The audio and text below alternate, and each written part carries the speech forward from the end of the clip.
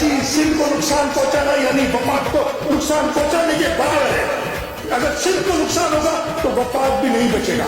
मैं कहता हूं दोबारा इधर, सिंध को नुकसान पहुंचाओगे वफाक नहीं बचेगा। सिंध ने इस असेंबली में पहली रेजोल्यूशन पास की थी